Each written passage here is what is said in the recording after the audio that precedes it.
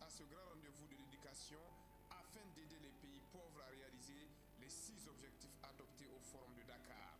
Partenaires, Oxfam, RTL Niger, Dr Jamila Ferjani, vous voulez...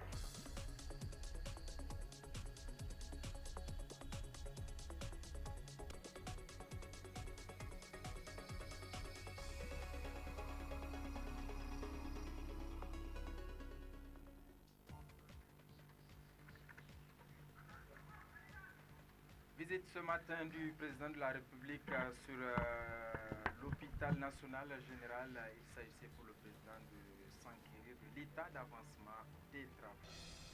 Et puis les rideaux sont tombés ce matin sur les travaux de la deuxième édition du Forum national international La Jeunesse et Emploi Vert. À suivre les détails dans ce journal. Mesdames, Messieurs, bonsoir. Bienvenue à cette grande édition d'information sur la télévision Dunia. Je l'annonçais tantôt dans les titres. Le président de la République, chef de l'État, El Hadji Issoufou Mahamadou, a effectué ce matin une visite sur le site de l'hôpital national général de Niamey. Il s'agissait pour le chef de l'État d'aller constater l'état d'avancement des travaux sur ce chantier. Précision avec nos reporters Moudi Moussa et Soumel Alay.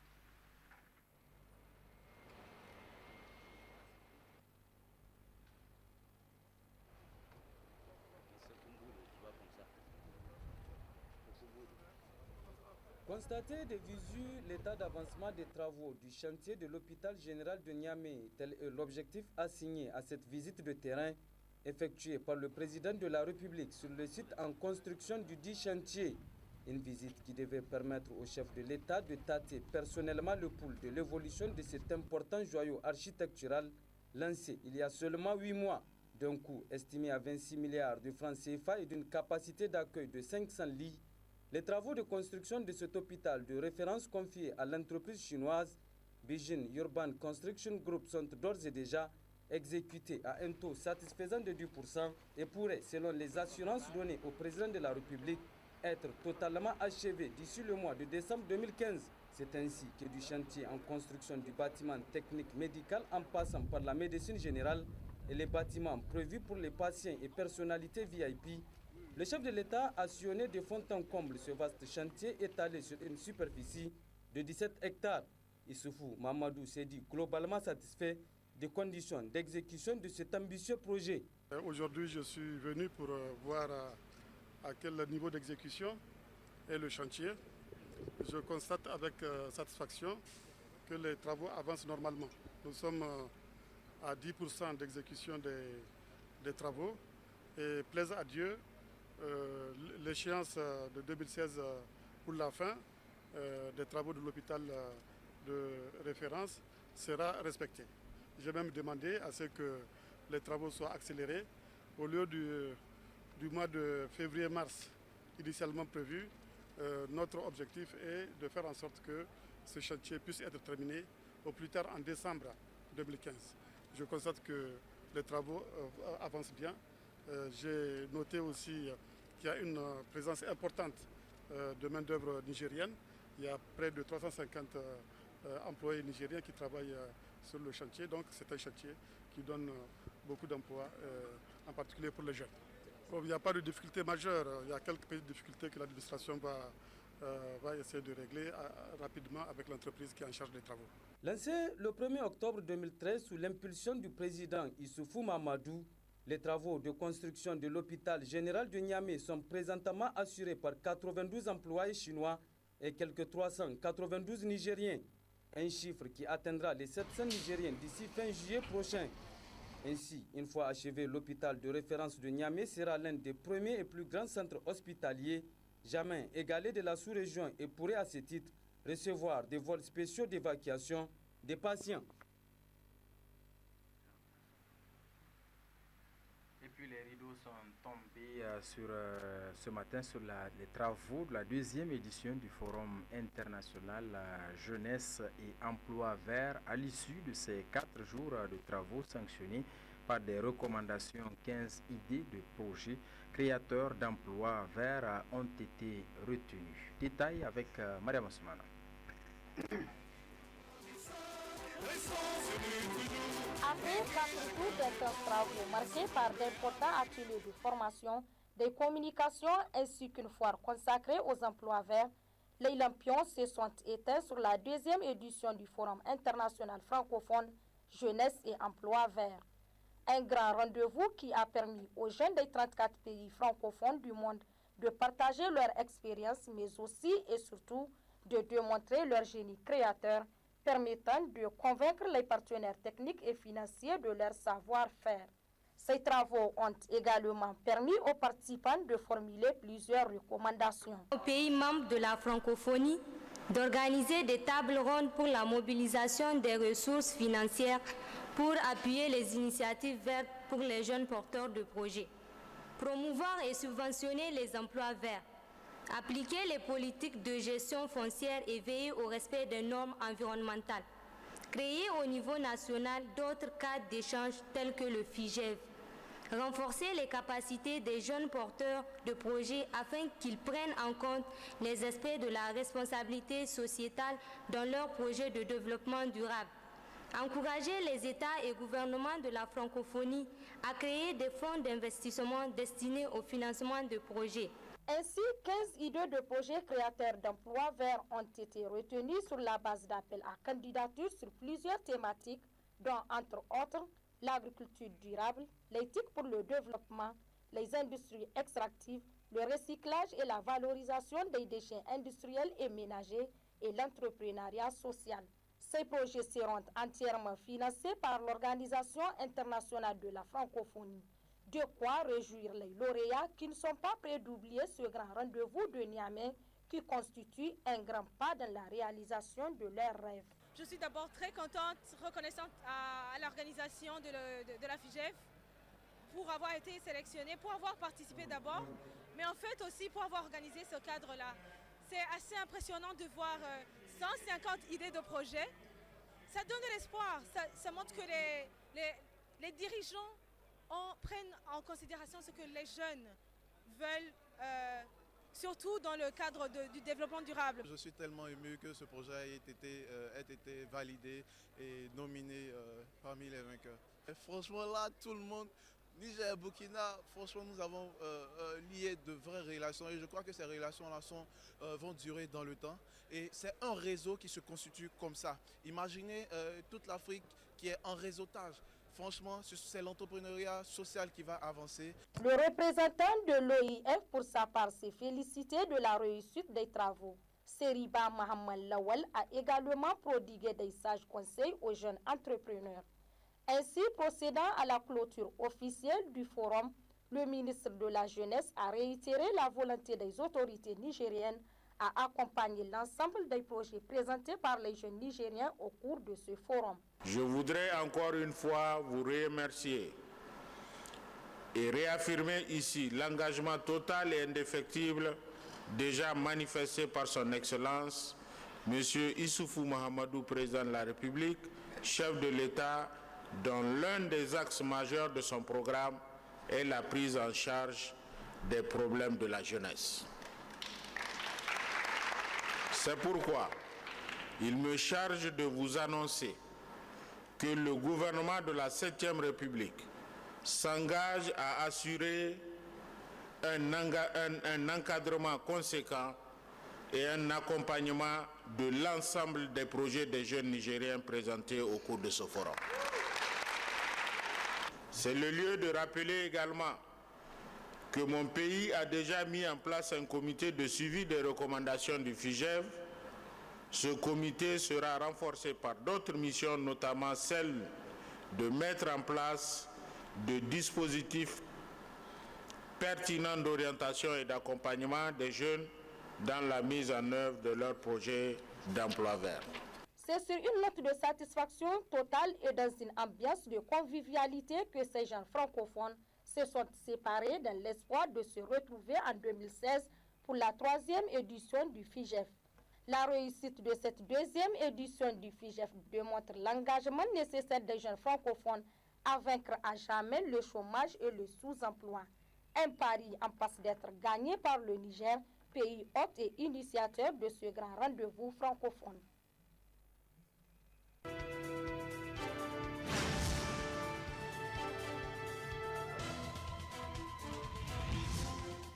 Voilà, mesdames, messieurs, vous l'avez compris, un invité sur ce plateau, il s'agit donc de M. Amadou Tchana dit Bonkano.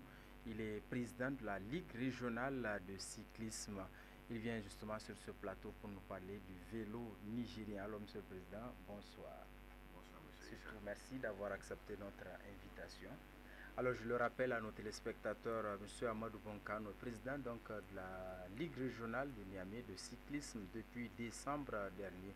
Alors, aujourd'hui, vous comptez remettre le vélo nigérien, je dirais, sur les pistes à l'occasion donc du 20e anniversaire de la Bank of Africa. Alors, dites-nous un peu, c'est quoi les préparatifs de cette compétition? Merci, M. Issa. Je remercie d'abord le groupe Dounia de nous donner l'occasion de parler du cyclisme dans la communauté urbaine de Niamey. Depuis mon élection à la tête de la communauté urbaine de Niamey, nous avons entrepris beaucoup de démarches pour redynamiser le cyclisme qui était un sport roi au Niger. Dans ce sens, nous avons la Ligue de cyclisme de Niamey a acquis 17 vélos sous fonds propres, des casques et des maillots que nous avons mis à la disposition de nos coureurs pour préparer cette fameuse course du dimanche 15 qu'on va organiser. Départ BOA, siège BOA, arrivé à la place Toulon. Alors, pour organiser une compétition de sport ou de cyclisme, en tout cas, il faut le dire, il faut des moyens. Alors, dites-nous un peu comment aujourd'hui vous êtes en train d'organiser cette compétition et surtout, est-ce que l'État, est-ce que des partenaires vous accompagnent pour organiser tout cela? Comme vous l'avez dit, c'est pas facile d'organiser un événement au Niger. Nous nous sommes appuyés sur un partenaire qui nous a aidés autant qu'il peut pour son 20e anniversaire pour organiser cette course. Il s'agit du groupe BOA, Bank of Africa Niger, qui pour son 20e anniversaire nous a aidés à organiser cette course. Nous les remercions encore une fois de plus parce que à travers leur politique d'aide à la jeunesse et d'aide au sport, ils sont en train de promouvoir le sport et le cyclisme en particulier. Oui, Monsieur le Président, parlons cette fois-ci de la compétition de cyclisme en tant que telle. Bien que vous avez parlé justement du sport qui a fait les années de gloire, en tout cas, du sport nigérien, le cyclisme. Alors dites-nous comment ça va se passer donc le circuit de cette compétition. Nous allons d'abord parler des coureurs. Nous avons 25 coureurs qui vont faire un départ à partir du siège de la BOA, qui va passer par le rond-point commissariat central, rond-point 6e, Zabarkan, on remonte jusqu'à l'échangeur pour revenir encore pour l'arrivée à la place Toulon. Et sur ce plan, nous avons 6 prix qui seront attribués aux différents coureurs. Dont un premier prix qui sera le maillot vert qui seront aux couleurs de la BOA, plus une coupe. Le deuxième prix va être une enveloppe plus le maillot blanc aux couleurs encore de la BOA. Donc on profite encore pour remercier notre partenaire. C'est un circuit, parlez-nous un peu de la distance de ce circuit. Un circuit de 25 km de la ville de Niamey. Alors, on va vous donner aussi l'occasion justement de parler des anciennes gloires du cyclisme. Alors, est-ce qu'aujourd'hui, à la tête de cette ligue, vous pensez justement renaître, je vais dire, le cyclisme nigérien pour qu'il y ait des grands noms tels que Abdou Joubou et bien d'autres noms qui est connu donc le cyclisme nigérien? Nous sommes en train de travailler sur cela. Et nous sommes en train d'organiser tous les anciens cyclistes pour qu'ils nous donnent de leur expérience, pour qu'on puisse construire sur déjà ce qu'ils ont fait pour avancer, pour que le cyclisme revienne encore le sport roi au Niger. Alors, Monsieur le Président, votre mot de fin, un appel sans doute à l'endroit du monde sportif et surtout de l'ensemble de la famille du cyclisme nigérien à rejoindre bien sûr cette compétition. Nous tenons encore à remercier une fois de plus le groupe Dunia qui nous donne l'occasion de parler du cyclisme encore une fois dans la communauté urbaine de Niamey. Notre partenaire qui est BOA qui nous a aidé à financer cette course, mais nous appelons massivement la population de la ville de Niamey de sortir applaudir ces coureurs parce qu'ils en ont besoin. La date? Le 15 à 9h, arrivée place tout le monde. Merci Monsieur le Président d'avoir accepté notre invitation pour parler donc de cyclisme nigérien. Restez donc avec nous pour la suite de cette édition d'information pour parler cette fois-ci d'une ouverture ce matin à l'hôtel Sahel de Niamey d'un atelier d'initiation à l'audit organisationnel, technique et financier à l'endroit des personnes militantes dans la lutte contre la corruption organisé par l'Association nigérienne de lutte contre la corruption ANLC et ses partenaires. Cet atelier vise à outiller les acteurs de lutte contre la promotion sur les notions de base et le principe de l'audit. Isidore Banaba, Jamil Oumarou.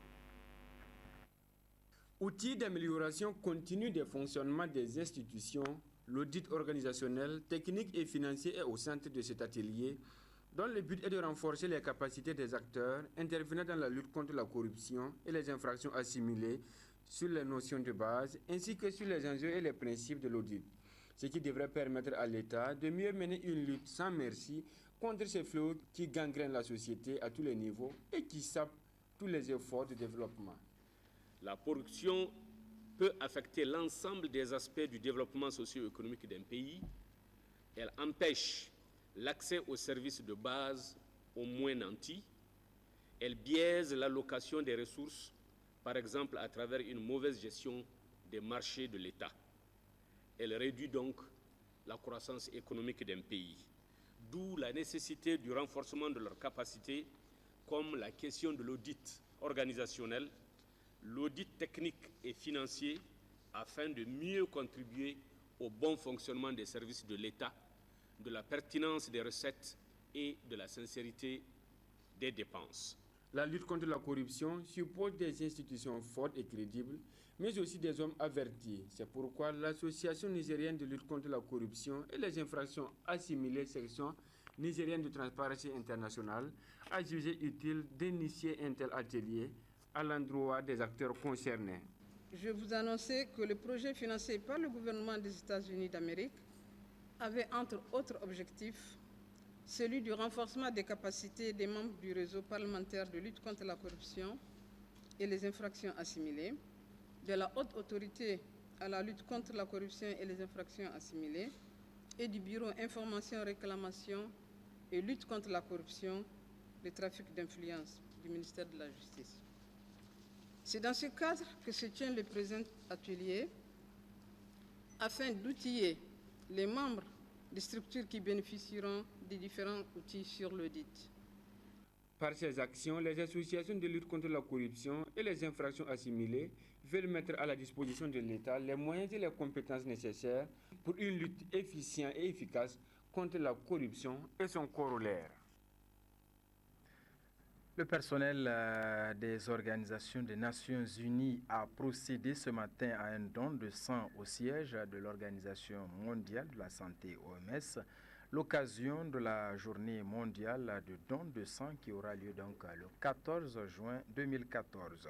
Le compte-rendu est signé Aïsta Kendo. Un sang sécurisé pour sauver des mères, tel est le thème de la 9e édition de la journée mondiale du don de sang. Chaque année, près de 800 femmes meurent de complications liées à la grossesse ou suite à l'accouchement, souvent dues à une hémorragie ou une anémie. L'Organisation mondiale de la santé, OMS, consciente de cela, a mobilisé tout le personnel des organisations des Nations Unies pour procéder à ce geste humanitaire qui est le don de sang. En prélude à la journée qui sera célébrée demain, le 14 juin, qui est une journée mondiale de don de sang, nous, personnels du système des Nations Unies au Niger, avons voulu marquer notre adhésion à la célébration de cette journée par ce don de sang pour sauver les vies notamment les vies de nos mamans.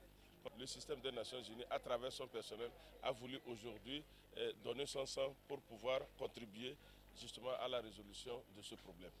Nous profitons pour lancer un appel à tout le monde, à toute la communauté, à toute la population, pour qu'ils puissent donner de leur sang pour sauver la vie de nos mamans, de nos filles et de nos épouses. Grâce aux dons de sang, des milliers de vies sont sauvées chaque jour à travers le monde. Ah ben c'est par solidarité, tant qu'on est en bonne santé, il faut en profiter et quand on peut donner son sang, on le donne pour ceux qui en ont besoin. C'est pour sauver des vies, pour aider les autres. On peut tous avoir besoin de sang un jour ou l'autre, donc il faut en donner, il faut qu'il y ait le plus possible de gens qui viennent donner leur sang pour qu'on ait suffisamment de sang pour soigner les gens. C'est un geste de solidarité avec tous ceux et celles qui peuvent avoir besoin de sang. C'est pour s'assurer que les banques de sang sont suffisamment remplies et que si quelqu'un a besoin de sang, il soit disponible immédiatement. Ça sauve des vies et donc je pense que c'est important pour chacun d'entre nous de faire ce geste.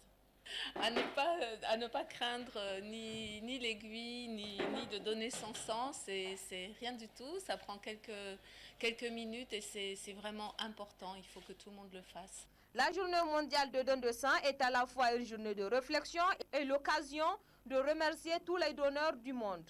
Ce geste noble est apprécié et appuyé car il ne s'agit pas que de donner son sang, mais aussi de sauver une vie.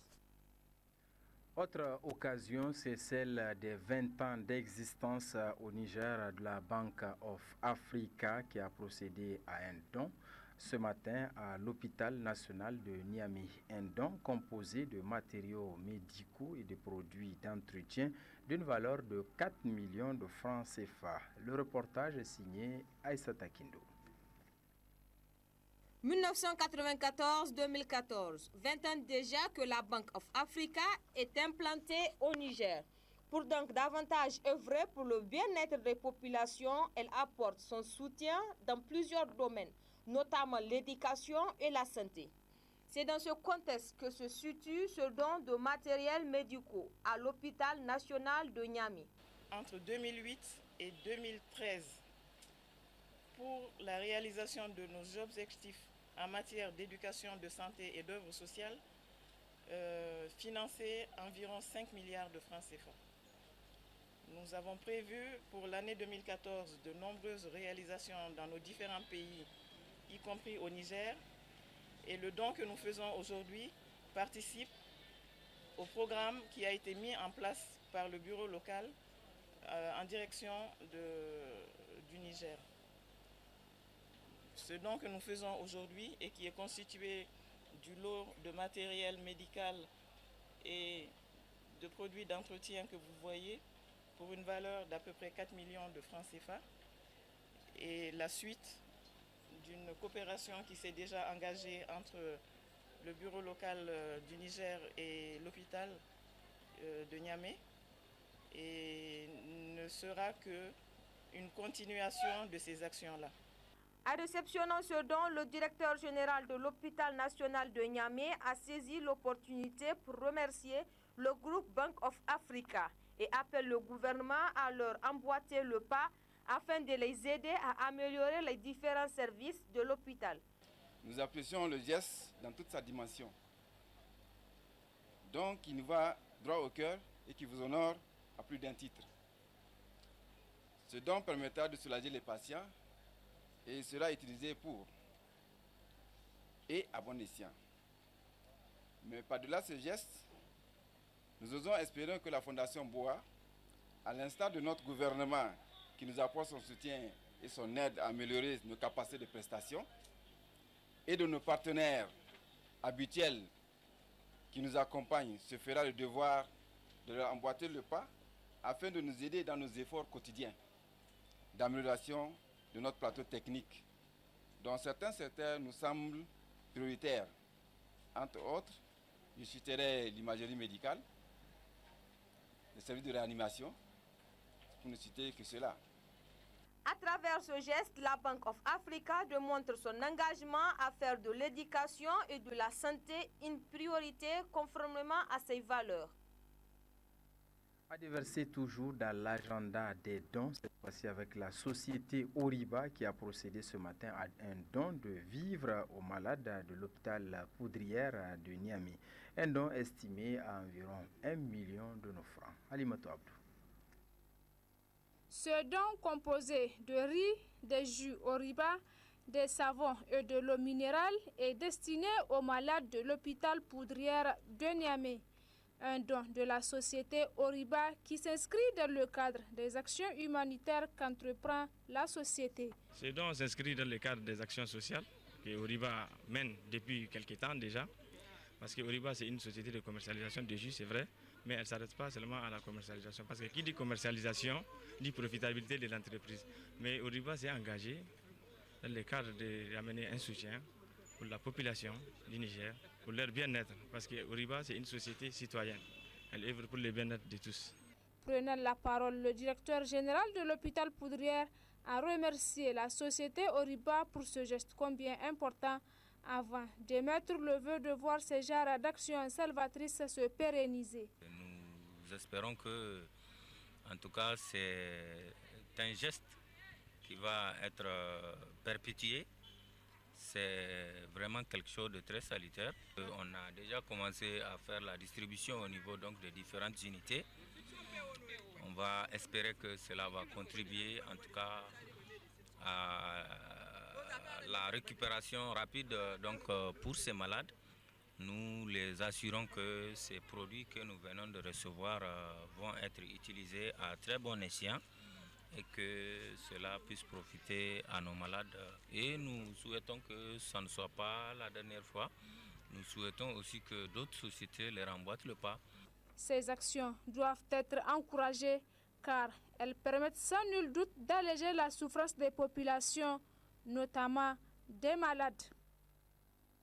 Le groupe Atlantique Télécom Niger Move, si vous voulez, en partenariat avec la Banque Atlantique Group, Banque Centrale Populaire et la Société Nigérienne d'Électricité Nigelec, ont lancé ce matin au siège de Move Niger le paiement électronique de facteurs Nigelec, de factures Nigelec, dénommé FLOUS, avec une signature de convention entre les différents partenaires. Objectif, simplifier le paiement des factures Nigelec sans se déplacer et à tout moment.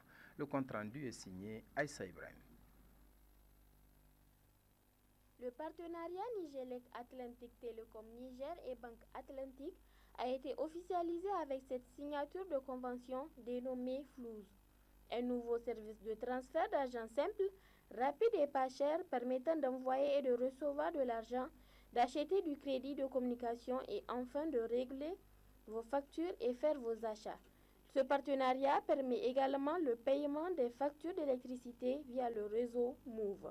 Le partenaire stratégique qui constitue la Société nigérienne d'électricité est désormais incontournable pour la promotion de la monnaie électronique au Niger. Nous tenons par conséquent à remercier le directeur général de la Nigelec et l'ensemble de ses équipes marketing, commerciales, techniques et financières qui n'ont ménagé aucun effort pour que notre partenariat voie le jour. Notre partenaire bancaire, la Banque Atlantique, a cru en nous depuis le début de ces projets et facilite aujourd'hui la fluidité de l'ensemble des transactions. Monsieur le secrétaire général, nous tenons à remercier votre directrice générale ainsi que tous les collaborateurs de la banque pour l'opportunité offerte à tout abonné Move FLOUS de disposer d'un compte d'épargne rémunéré à 3,5% l'an. Merci pour les efforts déployés afin d'assurer la bonne marche de notre partenariat. En 2010, le paiement en espèces était le seul moyen de paiement des factures Nigelec. Cette initiative, qui représente beaucoup d'avantages, permettra d'éviter la bousculade au niveau des guichets tout en améliorant l'image de la Nigelec. Le directeur général de la Nigelec n'a pas manqué de témoigner sa satisfaction. Nous voilà à Move pour signer un partenariat, pour lancer un partenariat avec la Banque Atlantique Niger, le paiement des factures d'électricité par le porte-monnaie électronique FLOUS. qui veut dire en arabe argent, c'est ça? Argent, tout à fait. Donc le système est aujourd'hui sécure et donc nous pouvons en toute confiance procéder à son lancement. Il a plusieurs avantages. Pour nos abonnés communs Move et Nigelec, ça va leur éviter de devoir donc subir la bousculade auprès de nos guichets. Pour nos caissiers et autres, ça va nous éviter la manipulation de l'argent avec tous les risques qu'il y a autour. Ça va améliorer l'image de marque de la Nigelec. Les avantages sont multiples et multiformes. Et donc, monsieur le directeur général, la démonstration, je pense, va être faite ici. Ce qui est important maintenant, c'est de pouvoir diffuser, de communiquer pour diffuser le produit. Donc on va pouvoir compter sur nos amis de la presse pour que ce produit puisse être porté à la connaissance du maximum des abonnés communs Move et Nigelec. La politique de Atlantic Telecom Niger pousse toujours à offrir des services innovants et adaptés aux besoins des populations. Cette cérémonie ne constitue que le début d'un partenariat riche et prospère entre ces trois institutions. Les abonnés Move de la région de Niamey peuvent désormais payer leurs factures d'électricité Nigelec directement à partir de leur téléphone et peuvent également consulter le montant de leurs factures à tout moment. Après 9 mois de dur labeur, le complexe scolaire privé Harmonie s'en va en vacances. Et pour marquer bien sûr ces 9 mois de travail, une fête scolaire a été organisée au sein du dit établissement. Au cours de cette fête, les efforts des enseignants et de certains élèves ont été récompensés. Le résumé de cette fête scolaire avec Seyni Maïkido Jibril. Bonjour mesdames, bonjour messieurs, soyez les bienvenus au CSP. Et voilà. C'est cette chanson de bienvenue des élèves du CM2 qui a levé le rideau de la fête scolaire initiée par le prestigieux complexe scolaire privé Harmonie situé au quartier Niamey de Mela. Elle vise à offrir aux élèves un cadre convivial afin de débuter les vacances sur des notes de bonne facture après 9 mois de dur labeur.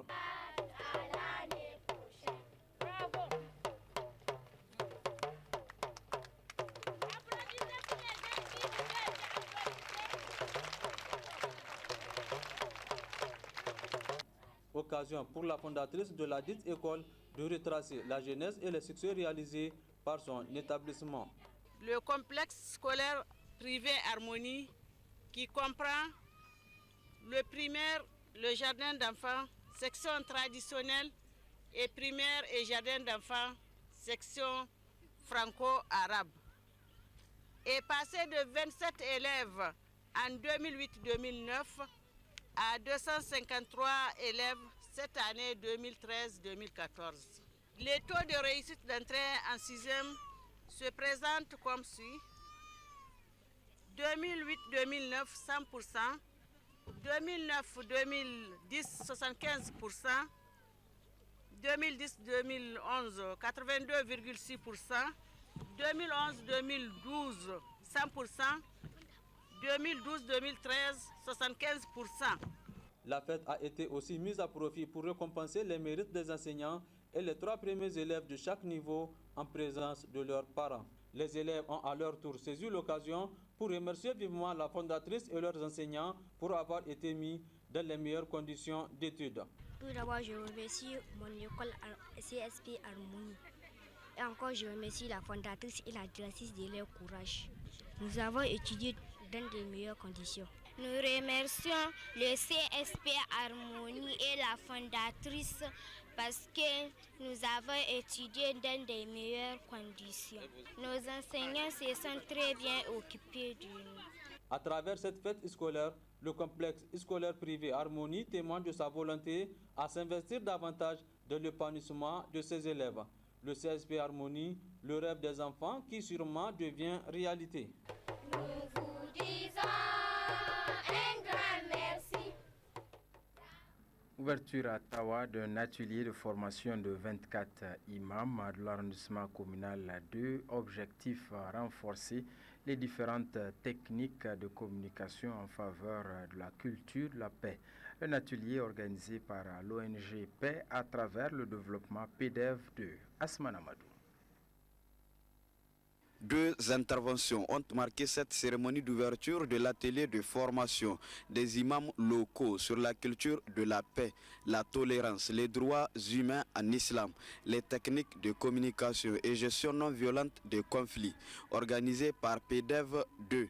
Paix à travers le développement, coordination régionale de Tawa. D'abord, l'intervention du coordinateur PDEV de Tawa qui a souligné les objectifs visés à travers cette initiative. L'objectif visé à cette activité est de renforcer la capacité de 24 imams qui sont dans l'arrondissement de Tawa, qui est la zone d'intervention du programme USAID PDEV 2. Et après la formation des enseignants des écoles coraniques, aujourd'hui grâce à Allah, nous sommes à la formation des imams identifiés d'une manière participative communautaire au niveau de l'arrondissement de Tawa qui vont bénéficier d'une formation de 4 jours sur la tolérance, sur la paix, sur la non-violence de conflit et sur les techniques de prêche au niveau des différents mosquées qu'ils dirigent dans l'arrondissement de Tawa. Oui, les attentes du programme sont des axes transversales. Si on comprend, le programme déjà c'est un programme paix à travers le développement. Dans tout ce que le programme paix est en train de faire ou de contribuer à l'accroissement du développement au niveau de la région, cette formation va essayer de réduire les risques d'extrémisme violent au niveau de l'arrondissement de Tawa.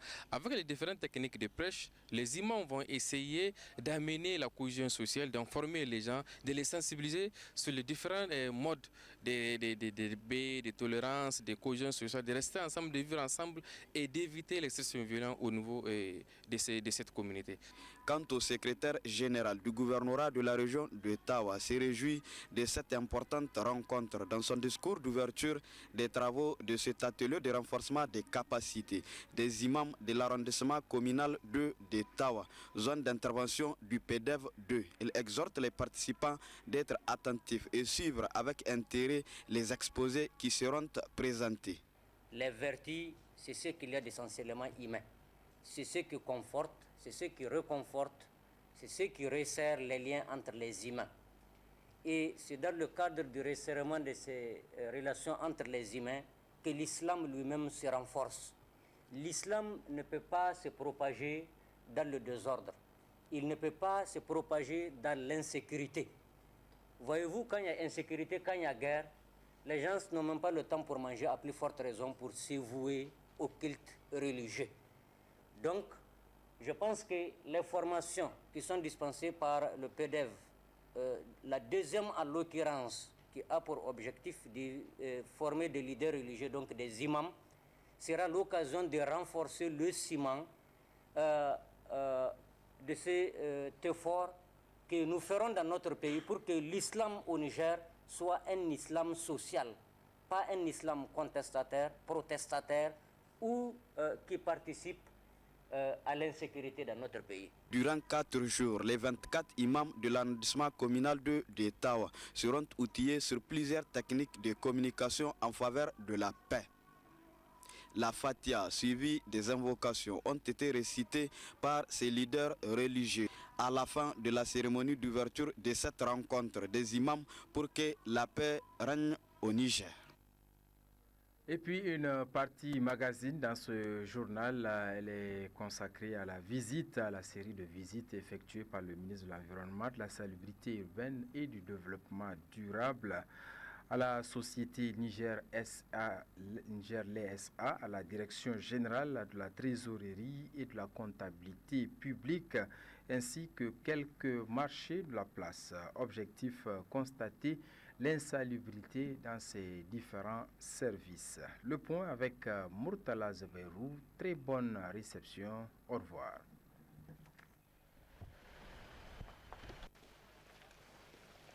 Cette série de visites entreprises par le ministre de l'Environnement, de la Salubrité urbaine et du Développement durable avec les cadres de son ministère a pour objectif constater l'état de l'insalubrité dans certaines entreprises, services publics et marchés de la ville de Niamey.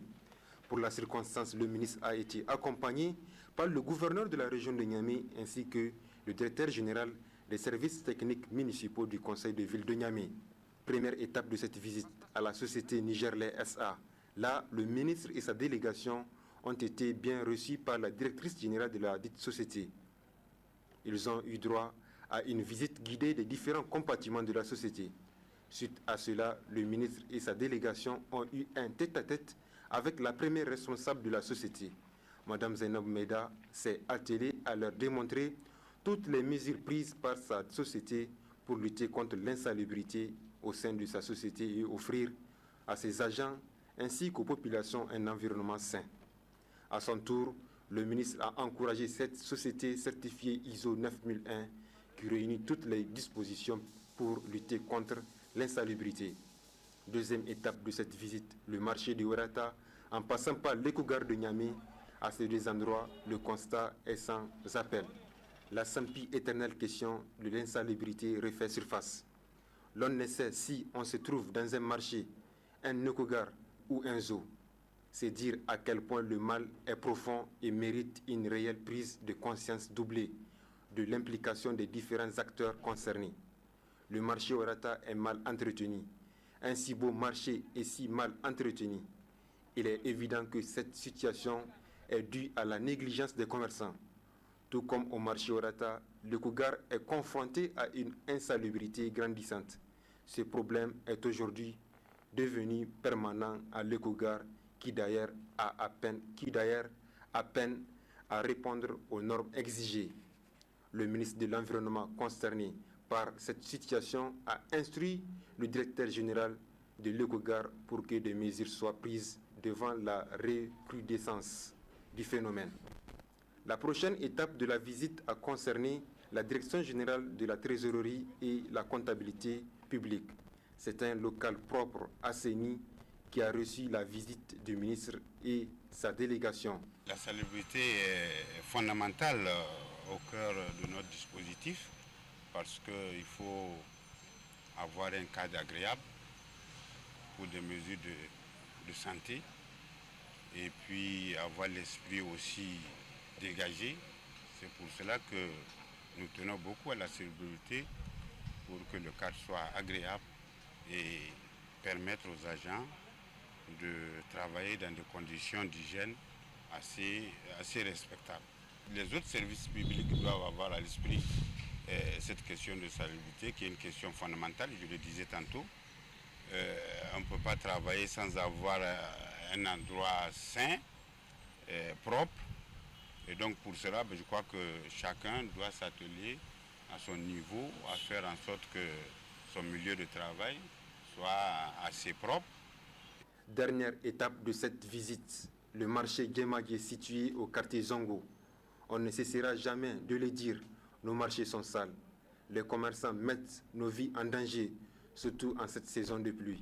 Ici, on n'arrive pas à différencier les étalages d'état d'immondices qui jalonnent le marché. Djemagé, à l'instar des autres marchés, offre un spectacle triste, humiliant. Les immondices côtoient les denrées alimentaires. À cela s'ajoute la circulation complètement incontrôlée et archaïque. Pourtant, les autorités municipales s'attaquent chaque jour à bras le corps à ces problèmes. Malgré les efforts que nous faisons, il y a toujours certains qui ne peuvent pas verser les déchets dans le conteneur. Nous sommes obligés de temps à autre, soit de faire appel à des manœuvres qui ramassent les déchets versés en bas pour mettre dans les conteneurs, soit si ça devient un tas d'immondices, d'utiliser la tractopelle, c'est-à-dire un engin ou une chargeuse pour prendre les déchets et les mettre dans des camions. Et à ce niveau, on peut dire que nous avons d'énormes difficultés parce que le marché Djemagé est un marché qui génère d'énormes quantités de déchets et des déchets qui sont des déchets décomposables, donc il faut enlever très vite, sinon ça va créer énormément de nuisances. Mais nous avons engagé en tout cas une série de concertations avec les occupants pour pouvoir participer à la propriété des lieux. Et en tout cas, nous avons une nette amélioration en amont donc, du marché et nous allons étendre cette action-là même en aval. Face à l'insalubrité qui gagne leur marché, le délégué du marché de Djemagé s'est engagé à initier des opérations afin de rendre le marché propre pour non seulement le bien-être des commerçants, des riverains du quartier et les clients. Tsarin da za mu yi dai za mu ɗauka yadda hukuma ga so mai tun daga wurin sawa za mu tsara kanmu ko ɗauko shara ya sa cikin pubel an sa cikin pubel a ɗauka a kai inda aka kanta kenan tun da aka nuna ba a son dauda kuma za mu ɗauka mataki sosai yadda kasuwan mu za ta koma tsab amma dai kukan mu zuwa gare ku da Allah a yi kokari a dibe mu da idon rahama gaskiya mun wahala shekara mu bi da wajen wata 3 muna nan cikin ramin ga ya kamata mahukumta su ɗauki abin nan da daraja ku kan mu zuwa ga shugaban ƙasa da ku ministrori da a tare da shi ku dafa muna saboda Allah mu samu kasuwan tamu a gyara ta. Il faut le savoir, l'insalubrité est source de plusieurs maladies. D'ailleurs, nous ne pouvons jamais vaincre le paludisme en vivant dans l'insalubrité. Pourtant, il ressort de cette série de visites du ministre de l'Environnement que l'insalubrité, surtout dans nos marchés, gagne du terrain. Les autorités concernées envisagent de prendre des mesures drastiques afin de réduire l'ampleur de ce phénomène. Successivement, nous avons visité les locaux du Nigerlais, société anonyme en zone industrielle. Nous avons effectué une visite aussi aux alentours de Ekogar et le marché Wadata et sur les voies contiguës à ces infrastructures. Nous nous sommes rendus aussi au niveau de la trésorerie et au niveau de ce qu'on appelle Kassoua Djemaye, marché Djemaye. Comme vous avez eu à constater, donc, nous avons vu quand même des locaux bien propres, mais de l'autre côté aussi, nous avons vu des infrastructures très sales. Donc il y a lieu de noter que vraiment, au niveau de la société Nigerlais, quand même, il y a une propriété impeccable. Et comment ça peut en être autrement, parce que quand même c'est une industrie agroalimentaire qui est certifiée ISO 9001. Donc elle a des exigences de production, mais aussi elle a des exigences d'entretenir les locaux, de veiller à la salubrité individuelle et collective des locaux et de ses alentours. Donc je saisis cette opportunité pour vraiment féliciter au nom du ministre de l'Environnement, de la Salubrité et du Développement durable, de féliciter Nigerlais, sa dirigeante et l'ensemble du personnel de cette société. Pour les aspects positifs aussi, nous avons remarqué à la trésorerie générale et à la comptabilité publique la propriété et aussi des rigueurs. Et nous avons remarqué dans ces deux infrastructures, les responsables de Nigerlais et de la trésorerie, ils font de la salubrité leur propre affaire. Donc c'est ça qui fait que vraiment il y a le côté positif et que la salubrité est maintenue et entretenue dans ces locaux. Par contre, vous aurez dû à remarquer dans les infrastructures qui reçoivent du public, notamment à Ekogar, le marché Djemaye et puis aux alentours du marché de Wadata, bon, les clients, les propriétaires des boutiques, les responsables administratifs de gestion de ces infrastructures, l'un et l'autre, tout le monde se rejette la responsabilité. Alors que nous avons constaté que c'est des infrastructures qui possèdent quand même des contrats souvent avec des privés ou bien avec des sociétés de prestation de services. Donc moi je pense au niveau du ministère de l'Environnement, l'objectif de ça, ce n'est pas de viser tel ou tel. Non, notre objectif, c'est de ramener et de faire conscientiser la conscience de la population, les responsables administratifs, qu'ils soient publics ou privés, qu'il faut qu'ils prennent à bras le corps les questions de salubrité. Et dans certains cas, je pense que le ministère, au-delà des mises en demeure, au-delà de sensibilisation et d'information du public, mais aussi de certains responsables des services, nous serons obligés d'appliquer la loi dans ses dispositions répressives.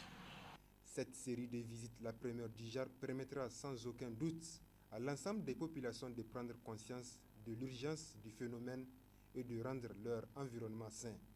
Niamey-Niala n'est pas qu'une affaire de l'État ou des autorités municipales. Cela nous concerne tous, quelle que soit notre sphère de vie. Nous devons donc nous mettre la main à la pâte pour faire de Niamey une ville moderne, coquette, propre et assainie.